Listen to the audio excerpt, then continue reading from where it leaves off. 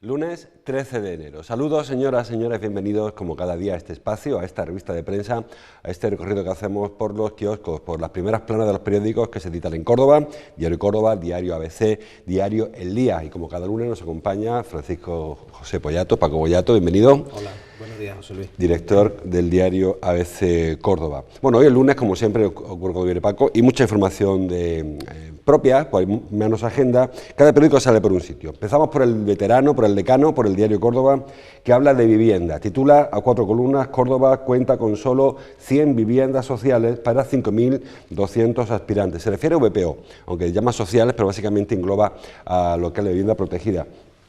Y según el portal Obra Pública, Obra en Córdoba, creo que se llama, Obra Nueva en Córdoba, todo lo que se está vendiendo es renta libre, y las instituciones, fundamentalmente Ayuntamiento y también la Junta de Andalucía, pues no hacen su trabajo en este sentido. Bueno, hay que decir que esto es un desajuste, por llamarlo de alguna forma, que se ha producido siempre. En los tiempos en los que la vivienda en Córdoba, y estoy recordando el año 2006, que se llegaron a promover 10.000 viviendas en un año, eso es una barbaridad, pero ese ha sido el gran récord, la proporción más o menos se mantenía. Obviamente es más rentable para el que promueve hacerlo en la renta libre que en la VPO. Por otro lado, es cierto que se produce una alta demanda y yo creo que donde hay que abundar es en la necesidad de este tipo de vivienda. Es decir, estamos ahora mismo en un contexto en el cual la vivienda se está recuperando en Córdoba, por lo menos estamos viendo muchas grúas, si nos damos un paseo por Córdoba, por la zona de Poniente especialmente. Y bueno, hay un importante número de viviendas.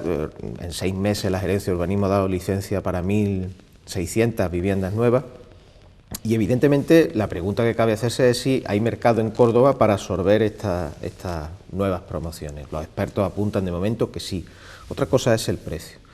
Pero para regular, digamos, esta situación y que también hay una bolsa de demandantes de vivienda accesible a un precio razonable, es necesario, y ahí sí es verdad lo que se apunta en la información del Diario Córdoba, que haya una bolsa mayor de vivienda de protección oficial en muchas de sus vertientes, porque las tienes en alquiler, la tienes en venta, y además hay que recordar que la vivienda de protección oficial la puede promover una institución pública y la puede promover un privado. Existe una ley que marca los precios, que marca, digamos, los estándares que tiene que tener esa vivienda de superficie, calidades, etcétera, etcétera.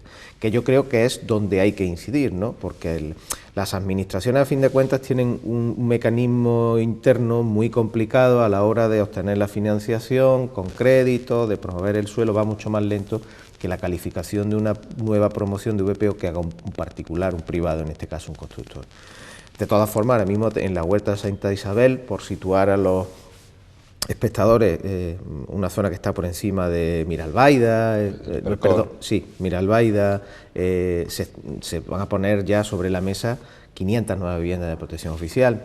Es verdad que en Córdoba el plan general tenía una serie de grandes bolsas de suelo para viviendas de protección oficial que fueron aletargándose. Estos años de crisis todavía se ha frenado más y ahora están empezando a asomar la cabeza. Este es un barrio, Huerta Santa Isabel, que estaba enfocado precisamente a la VPO en gran medida, ¿no? Y estas son las dos primeras promociones de las que las primeras noticias apuntan que se están vendiendo casi sobre plano, o sea, que esa demanda existe.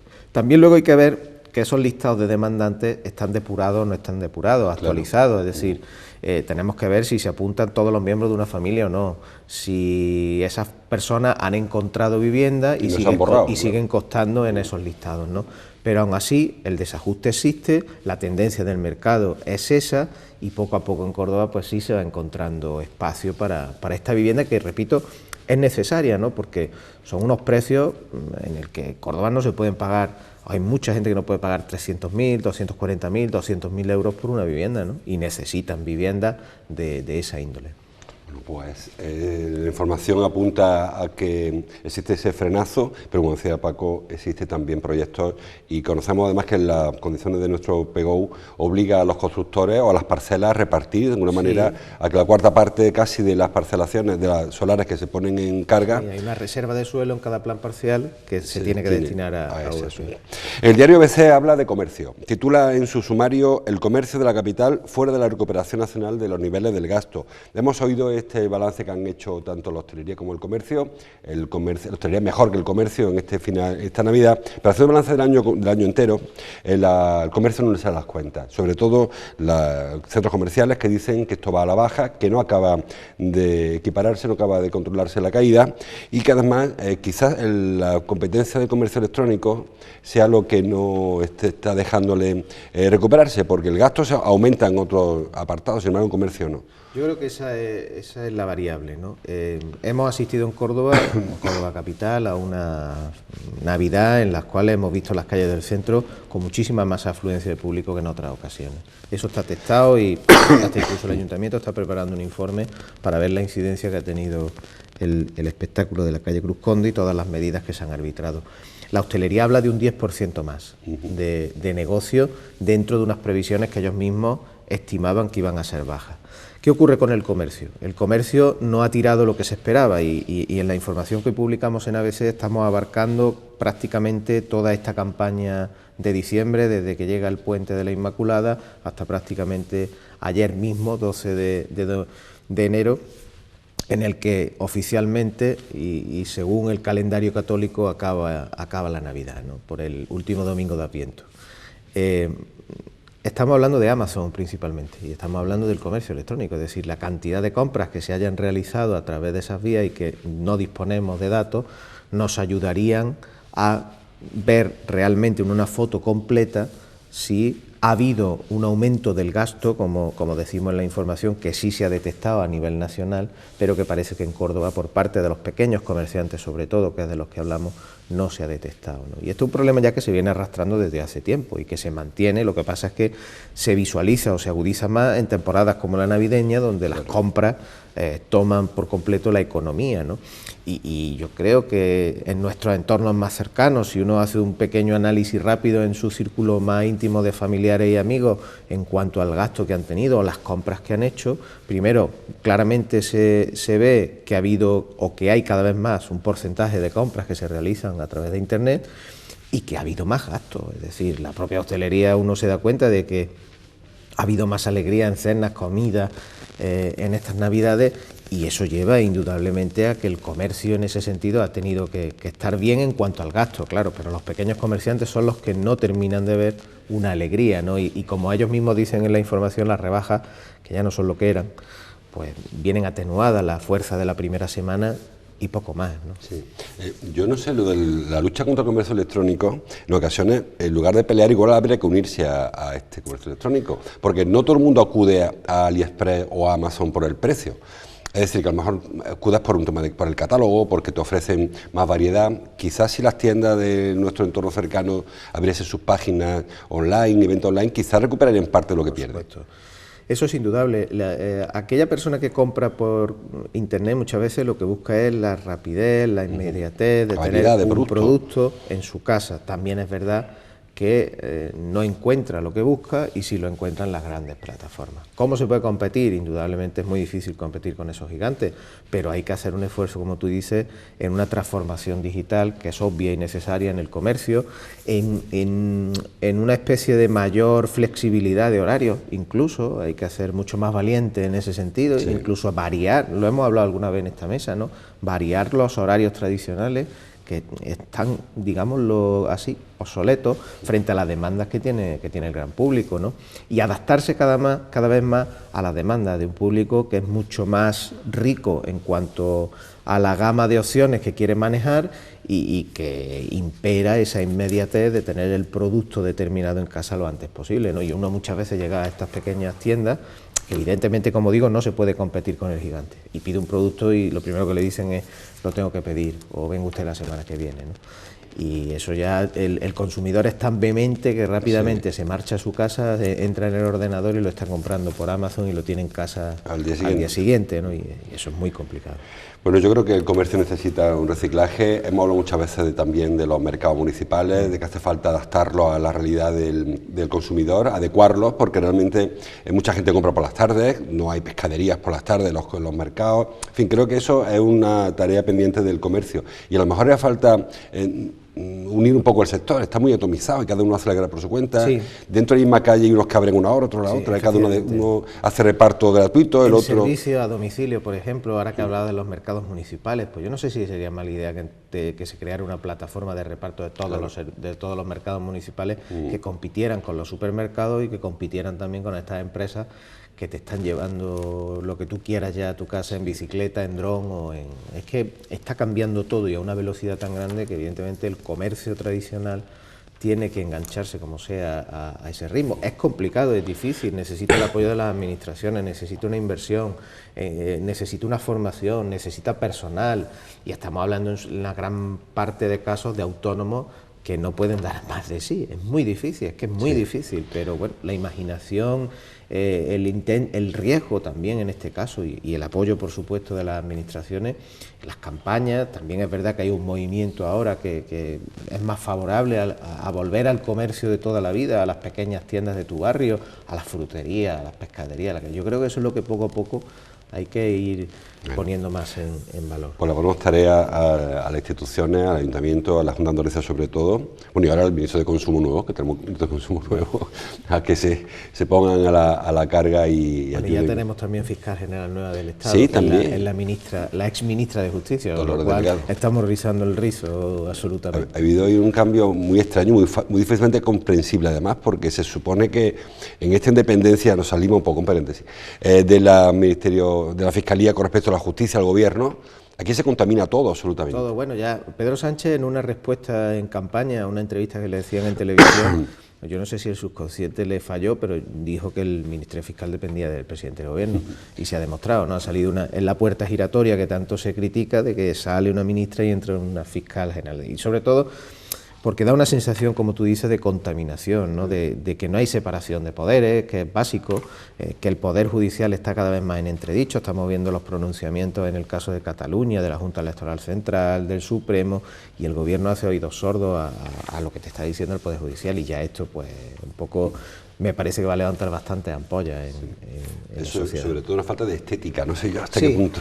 Claro, en fin, ha habido un problema con la anterior, con la señora María José Segarra, la fiscal general, en todo el caso del proceso y el juicio que hubo en el Tribunal Supremo y la posición de la fiscal general en ese sentido, y no hay ningún tipo de reparo en poner a quien era ministra de Justicia. En fin. Bueno, pues cerramos el paréntesis. Unas noticias de última hora que se ha conocido durante esta mañana el nombramiento de Dolores Delgado como nueva fiscal general del Estado. El diario El Día titula en su portada: el 40% de los alumnos de tercero de secundaria suspende matemáticas. Hay varias formaciones de educación, la vamos enganchando unas con otras. En este caso, preocupante el dato y preocupante la tendencia de la educación en España, que yo no sé si es que se da más valor a lo no curricular que a lo curricular, pero luego nos saca los colores en el informe PISA, saca los colores de Andalucía con respecto a otras comunidades cuando hay comparaciones. Creo que hace falta una reforma educativa importante. Engancho esta con alguna otra, por ejemplo, el diario Córdoba trae en su portada plagio extendido en el aula, en un cintillo de la apertura. El diario ABC, no, ¿dónde lo he leído también? El diario ABC, la portada, la parte alta, Sánchez debe valorar la religión y quitará a fondo la diferenciada. Creo que hace falta un pacto y acabar con estas vaivenes. Lo decimos siempre que hay un cambio de gobierno, pero es que no hace ningún caso nadie, no creo que nos escucha a nosotros. Pero está claro que hace falta sacar la educación del debate político. Y estamos en el peor momento para ello, es decir, la educación, como tú bien dices, necesita un pacto de Estado, como ocurre con las pensiones, aunque ahora las pensiones siguen cuestionándose más que nunca, pero es algo que no debería tocarse en un país. Hay 3 o 4 cuestiones básicas sobre las que hay que tener un acuerdo en un país y la educación es una de ellas, porque si cada 4 años estamos cambiando la ley, así es imposible, indudablemente. Primero porque los docentes se vuelven locos, después porque no hay un criterio de fijo de enseñanza sobre las nuevas generaciones, que es lo más lamentable y lo más triste. Después porque se utiliza la educación desde el punto de vista ideológico, y lo vamos a ver ahora, porque ya se están lanzando mensajes contra la educación concertada, contra la religión, vamos a cambiar, hay una apuesta por la escuela pública, pero eso se va a hacer con un sesgo político que al final va a ir perjudicando más que sumando, ¿no? Y al final, ¿qué tenemos? Pues detrás vienen, digamos, como las latas en los coches de los novios, pues detrás vienen los datos malos, ¿no? Negativos. El informe PISA, los datos que aportan los compañeros del día, entresacados de la estadística de la Consejería de Educación, que sí, que corresponden a un curso determinado, el 2017-2018 creo, pero que bueno, si no son matemáticas es otra competencia, además como tú dices, en asignaturas básicas, ¿no? Porque al final muchas veces hablamos del entorno de la educación, de asignaturas, de que si hay que dedicar día a una cosa, día a otra, pero en lo troncal, en las matemáticas, la lengua, la ciencia o el idioma, seguimos fallando, ¿no? Y el producto de esto, como decía aquel, el producto de la famosa LOCSE, es lo que luego acaba en la universidad plagiando todos los trabajos, ¿no? Al 97%, un corta y pega, ¿no? Es como una ausencia de esfuerzo, una ausencia de trabajo, de profundidad, de análisis, que denota una preocupación, yo diría, alarmante, ¿no? Porque esos universitarios, aunque hay que decir en su descargo, todos hemos sido universitarios y todos hemos hecho alguna trastada en ese sentido, de copiar trabajo y de intentar ir más rápido. Para que no es fácil. Para tenerlo más fácil, y también porque hay muchísimos trabajos algunas veces y se convierte en un engorro, pero destila un tufo preocupante, ¿no? Porque si en edades como 13, 14 o 15 años ya se está en esos niveles de fracaso en cuestiones como las matemáticas, llegamos a la universidad y están copiando, ¿no? Es decir, hay como una base preocupante, ¿no? De que falla el sistema, porque no hay un sistema fijo, seguro, contundente, claro, y eso redunda precisamente en los que reciben ese sistema, pues que no están dando los resultados óptimos, ¿no? Todo es una bola, todo es un bucle negativo. No vamos a ser derrotistas y pesimistas, pero que evidentemente no invitan al optimismo, sobre todo en estos resultados tan malos en cuestión como las matemáticas, ¿no? Cuando hoy en día precisamente se está demandando muchísimos matemáticos, hubo un tiempo en que los matemáticos fueron desterrados y ahora lo único que se mandan son matemáticos por aquello de los algoritmos, de que todo funciona con algoritmos, informáticos, ingeniería, y sin embargo en la base pues empezamos a fallar, ¿no? Probablemente tenga que ver, como decíamos, la falta de modelo educativo o los vaivenes de modelo educativo, porque ya es difícil recordar las siglas, desde la EGB nuestra, sí, hasta pasando por LONCES, por LOCSES, por tanta ley, y sobre todo que los planes no acaban de testarse, es decir, se pone en marcha un plan y antes de esperar a que haya resultado o no, ya estamos cambiando. Claro, o sea, es lo que estamos hablando, o sea, todo esto, creo que ha habido 7 u 8 leyes de educación. Y a lo mejor ninguna era mala, quiero decir, lo que pasa es que no se da tiempo a aplicarse. Pues al final han hecho buena la que menos recursos tenía, que era la EGB. O sea, la EGB, que fue la que más ha durado, era la que menos recursos tenía, pero es la que ha demostrado dar mejores frutos. Y a partir de ahí se ha producido, como tú bien dices, una sucesión de que cada 4 años o cada 8 años, en lo que se tarda en aprobar una ley, en ponerla en marcha, en dotarla presupuestariamente, en que eso llegue, digamos, vaya bajando las escaleras y llegue hasta un colegio de una ciudad cualquiera, ya ha empezado a tramitarse una ley que lo cambia todo. Entonces, es que es un sindiós. Esto es un sindiós porque es que no da tiempo a aplicar una tendencia educativa, una estrategia educativa en nuestro país cuando ya metemos otra y, como digo y he dicho antes, cargada de una ideología tremenda, ¿no? Porque yo creo que al final a los partidos políticos, seamos claros, no les interesa que haya un pacto de Estado sobre la educación, igual que no les interesa que haya un pacto de Estado sobre la justicia, porque son materias en las que es fácil manipular y controlar a los ciudadanos, ¿no? Y es lo que me parece triste, a fin de cuentas. Dice a veces que Sánchez devaluará la religión y quitará fondos a la diferenciada, está hablando de educación también. Una de las cuestiones del pacto que ha firmado con Podemos. Que pero lo que yo no acabo de entender en este sentido, Sánchez va gobernando año y medio. La ministra de Educación es la misma que había antes, es decir, que también parece como que ahora se están haciendo muchos anuncios. Yo no sé hasta qué punto los programas, el pacto de acuerdo de gobierno ¿Se va a aplicar o simplemente un brindis al sol? Bueno, lo que dice el pacto es que no haya sustento público para centros con enseñanza diferenciada. Diferenciada, que haya chicos y chicas. Efectivamente, que haya centros solamente de chicas, centros solamente de chicos. Hay que decir que la mayoría de estos centros son privados por otro lado, con lo cual, bueno, pero es verdad que es ponerlos en la diana a ellos y con las dudas que eso genera de cara a la educación concertada, que si es una educación sostenida con fondos públicos, que en su mayor parte se trata de ideario católico. Eso por un lado. Y por otro lado, esos anuncios tan rimbombantes, yo creo que es que eso es lo que vamos a tener a partir de ahora.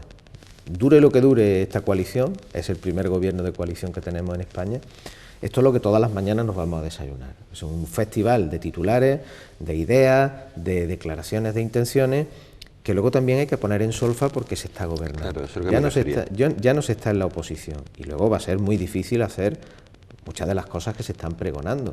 Lo que pasa es que esto ha ocurrido siempre.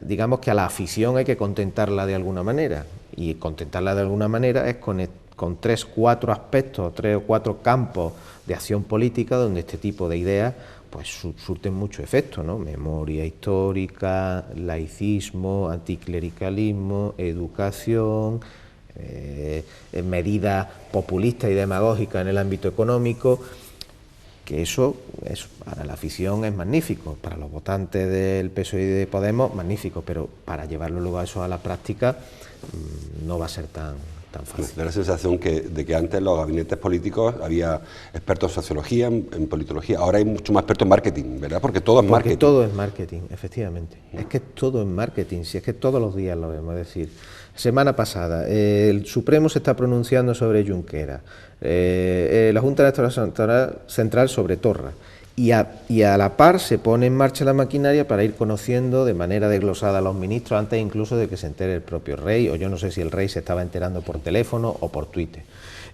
La verdad es que todo va así, todo va a golpe de escaleta mediática, de estrategia de marketing, sin una estrategia que al menos tengas tú la sensación de que está más pensada, más a largo plazo, y estamos viviendo unos tiempos políticos de regate corto, volátiles, volubles, donde lo que hoy vale mañana probablemente ya no valga, y a golpe de titular. Bueno, vamos a darle todavía, hoy prometen el cargo, si lo ven por la tarde lo habrán prometido o jurado, creo que todos habrán prometido su cargo ante el rey, habrán lealtad a la Constitución y al rey, que a algunos se le va a atragantar un poquillo, pero lo van a tener que hacer y vamos a dar unos días de margen a ver si realmente nos quedamos titulares o si responden a la expectativa de la izquierda o al temor de la derecha, porque aquí vamos mitad por mitad. Más cosas. Dice el diario ABC, seguimos hablando de educación, el Ayuntamiento rescata las ayudas nominativas a las ONG de línea católica. Bueno, son Adoratrices, Adevida, Fundación Bangasú, Madre Coraje, que tenían hasta la llegada del gobierno de Isabel Ambrosio ayuda directa, se les retiró y ahora vuelven a aparecer los presupuestos. Bueno, el secretario, en ese sentido nunca ha sido, el secretario del Ayuntamiento, prefiero, muy favorable a este tipo de concesiones de ayuda directa. Sí, se hizo un cambio para hacer una convocatoria de ayuda por concurrencia, porque antes, bueno, y antes hablamos de Rosa Aguilar, hace 5 años o 6 años, claro, donde había una serie de ayudas nominativas, ¿no?, exclusivas a unos convenios. El problema está en 2 cuestiones. Cuando eso se produce con Isabel Ambrosio, las afectadas son todas de un signo, de signo católico, relacionada además con la defensa de la vida, la ayuda a la mujer embarazada, etcétera, etcétera, y por otro lado se establece una convocatoria con unas bases y unos criterios de puntuación que casualmente también discriminan o entorpecen el acceso a esa ayuda a estas asociaciones anteriormente dichas y favorecen a otras de un sesgo más proclive al gobierno que había entonces de PSOE y de Izquierda Unida. Bueno, pues el PP, que en su momento denunció esta situación, ha recompuesto estas líneas de ayudas directas y nominativas no solo a estos colectivos, sino a otros también, porque uno de los que fue afectado con ese cambio era la Asociación contra el Cáncer.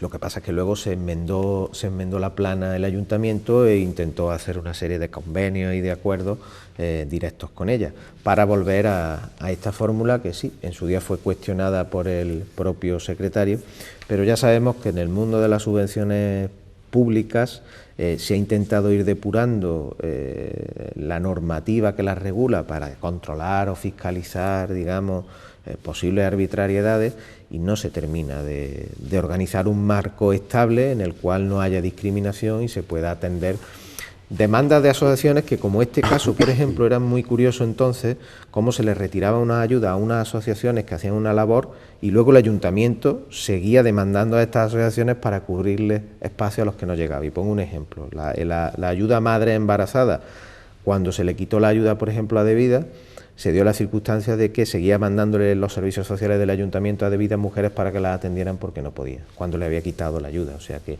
no se trata ya solo de un tema ideológico puramente, sino al final el ayuntamiento o cualquier administración necesita de asociaciones, de agentes externos que lleguen donde ella no llega, ¿no? Sí. Seguimos avanzando. El diario Córdoba trae en su portada: Consistorio prepara paquetes turísticos para cruceristas. Comienza Fitur el día 21, creo recordar, 20-21, dentro de la semana que viene. El lunes que viene empezarán a llegar ya a Fitur, el martes inaugurarán, creo, y la semana se desarrollará. Este tema de los cruceristas es un tema muy antiguo, un tema que venimos hablando años de este asunto. Hace poco hubo una reunión entre Bellido y el presidente del puerto de Málaga para intentar atraer a los cruceristas malagueños o que llegan al puerto hasta Córdoba. No es fácil, el que viene de crucero no le suele gustar hacer una excursión de un día entero hasta Málaga. Aunque es verdad que los cruceros cada vez amplían los servicios. Claro, se habló de 500.000 de cruceristas que llegan al puerto de Málaga y es un alza importante. En Cádiz también está ganando mucho entero esta figura.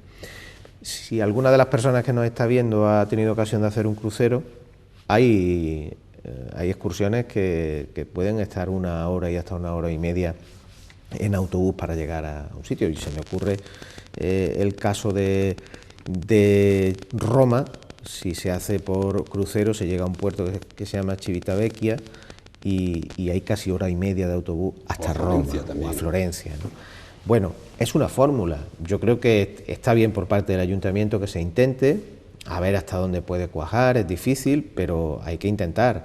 Es verdad que luego estas visitas son express. Esto es una mañana, esto es coger un autobús a las 6 de la mañana en Málaga, llegar aquí, ver la mezquita y 2 o 3 cosas más y volver al crucero, obviamente, que tampoco tiene ese peso y esa relevancia para el negocio turístico que pueda tener aquellas personas que vengan varios días a Córdoba, pero sí es verdad que es un escaparate más.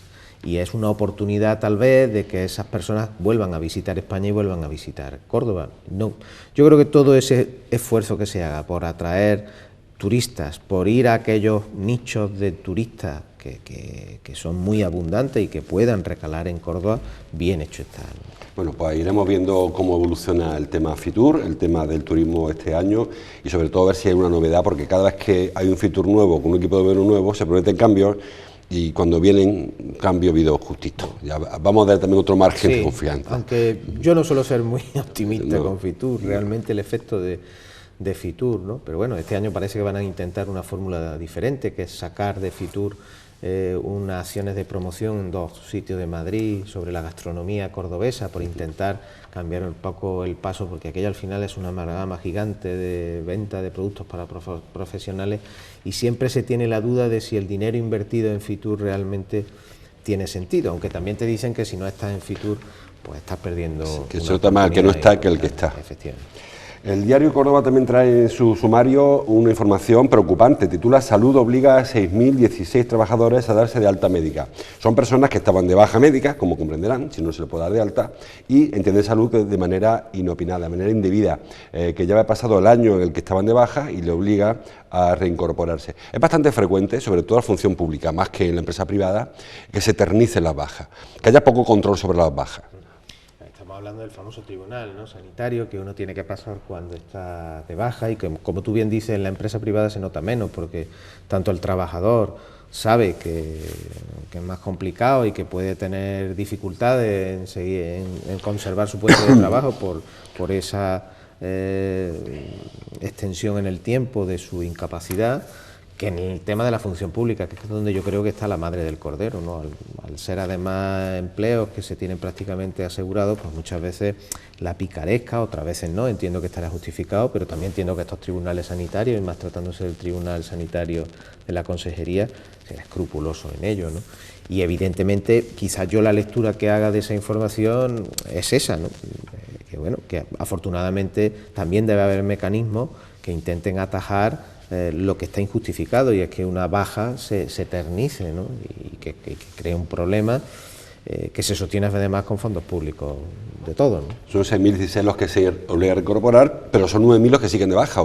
Sí, eran 15.000 los que habían cubierto el año primero, donde hay menos preguntas, y al año se examinó a 15.000 y 6.016 se le obligó a retornar. Sobre todo hay algunas bajas que son complicadas de medir, bajas psicológicas, las bajas de la ansiedad. Eso es como dice un médico, ¿usted está bien o está mal? Sí, los médicos en ese sentido se curan en salud, nunca mejor dicho, y procuran no meterse en camisa de once varas, y hay cuestiones que son muy sensibles, ¿no? Y que evidentemente están plenamente justificadas, pero es que al final esto acarrea una bola y un problema ya no solo de productividad, sino de inestabilidad laboral, pues muy galopante. Yo creo que está bien es que existan este tipo de mecanismos que controlen y regulen situaciones que no están justificadas y que se puede trabajar perfectamente. Muy rápidamente, foto para Sancho Urbaneja en el diario El Día, aparece en todos los periódicos. La Fiscalía denuncia centros específicos para jóvenes con psicodeficiencia. Es un derecho constitucional que será atendido en un centro especializado. Hubo un cambio ahí raro con el tema de los antiguos manicomios y al final, como denuncia Sancho Urbaneja, hay personas que acaban en la cárcel porque no existe un centro donde puede ser atendido. En el caso que él apunta, además, entramos en la tesitura de los centros de menores, que muchas veces atienden este tipo de patologías, porque ya no solo porque se haya producido una situación de maltrato o de problemas en el seno familiar, son chicos que arrastran minusvalías psíquicas, ¿no? Y que muchas veces no se sabe muy bien dónde van a terminar y, como bien apunta, acaban en la cárcel porque cometen delitos, ¿no? El ámbito psiquiátrico sigue siendo otra asignatura pendiente en cuanto al tratamiento tanto de adultos, más entiendo todavía que de menores, porque sigue habiendo poca infraestructura, ¿no? Y la atención exige un seguimiento, una dedicación plena, una asistencia muy continuada, que la red sanitaria pública no es capaz de abarcar, y tampoco existen demasiadas alternativas en estos casos, ¿no? Y es obvio que lo que el fiscal aquí apunta es que hay prioridades en el caso de estos chicos que muchas veces acaban aislados y perdidos. Sí, no se está atendiendo convenientemente. Para terminar, en el diario Córdoba, foto de allá del ayuntamiento, de la plaza de Capitulares. Vox reúne a cientos de cordobeses contra el gobierno. Bueno, no fue Vox, por ser en rigor, fue Plataforma España Existe, creo que se llama, aunque nadie ha de ser capaz de vinculación. No sé si fueron muchos o fueron pocos. Algún periódico habla multitudinaria la presencia, creo que tampoco hay que exagerar. No, yo creo que como mucho hubiesen llegado a 1000, ¿no? Viendo las fotografías y siempre con la guerra de cifras que hay entre los que convocan y entre los datos que da la policía local, hay quien hablaba de 500 y ellos hablaban de 2200, ¿no? Pues bueno, pues sí, viendo las fotografías, pues cientos, cerca de un millar, ¿no? Bueno, fue una concentración que se reprodujo en multitud de ciudades española, que responde a ese malestar que ha generado en determinados sectores de la sociedad el gobierno de coalición de Pedro Sánchez, que responde a una estrategia muy determinada que evidentemente lidera Vox, y que aunque sea España Existe, con un lema con cierta retranca en los tiempos que vivimos, pues está muy vinculada a Vox, y bueno, más o menos hubo respuesta, ¿no? Yo creo que el hecho de que haya centenares de personas que se manifiesten en ese sentido, pues bueno, hay que tenerlo en cuenta, hay que tenerlo presente, y sobre todo que va a ser un paisaje, digamos, sí, recurrente, sí. Recurrente a partir de Vamos a encontrarnos muchas concentraciones patrióticas, mal llamadas patrióticas, entiendo yo, porque también es malo apropiarse del símbolo de la patria. Hemos visto el debate con el rey, con el escudo, con la bandera, con el himno, y creo que si empezamos esto es mío y esto no es mío, creo que mal vamos. Bueno, pero efectivamente, yo creo que todo, el problema es ese, que parece que no todos están de acuerdo en una cosa común, como es la patria, como es el himno, como son los símbolos, y digamos que lo que se manifiesta políticamente es todo lo contrario, ¿no? Y sobre todo porque en este caso estamos hablando de que hay un gobierno que está sostenido por fuerzas que no creen en este país, que quieren romper este país, que quieren acabar con el sistema constitucional de 1978, y es una manera de reivindicar esa España Existe, que me parece muy bien traído desde el punto de vista de la retranca, ya que asistimos a a la defensa de todos los territorios, desde Teruel hasta Soria, hasta Albacete o hasta el pueblo de cada uno, y al final, digamos que es lo principal y lo que nos abarca a todos, es lo que queda un poco en desamparo según los propios argumentos que ellos utilizan. 10 segundos para las fotos, que me la dejo para el final. El diario de Córdoba, son todas fotos de agencia. El Córdoba Club de Fútbol cumplía ante el colista de Granada una celebración, en este caso celebrando Javi Flores, felicitado al anotar el primer gol. El diario El Día, 2 chispazos de luz en la oscuridad y también el gol de Javi Flores, la celebración del gol, quiero decir. Y el diario ABC, pues en este caso se celebra el segundo gol.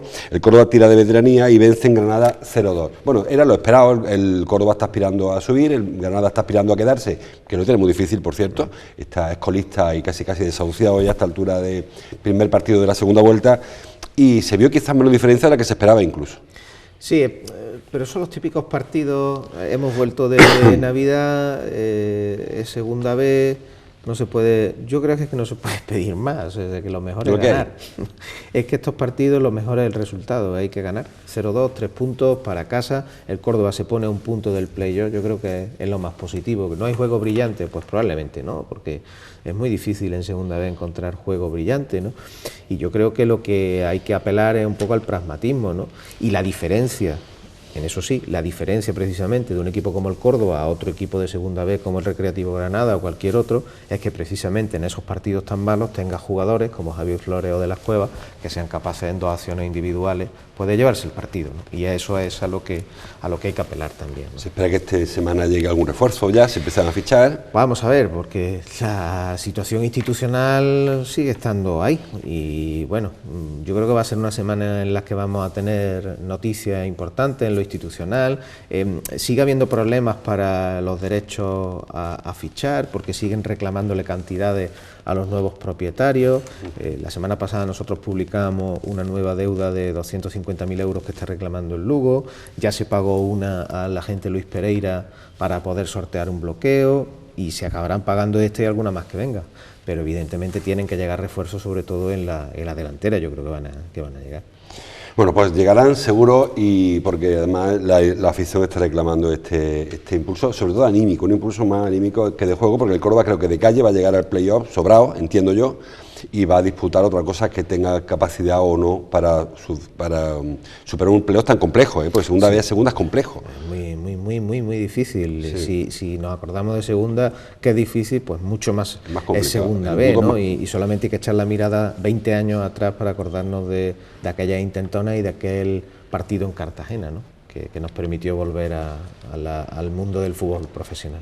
Bueno, pues hasta aquí llegamos, no hay tiempo para más, nos ha pasado un minutito además de la hora. Gracias, Paco, como cada uno por estar ahí, gracias a ustedes, nos vemos mañana, como siempre, hasta entonces, gracias por su atención.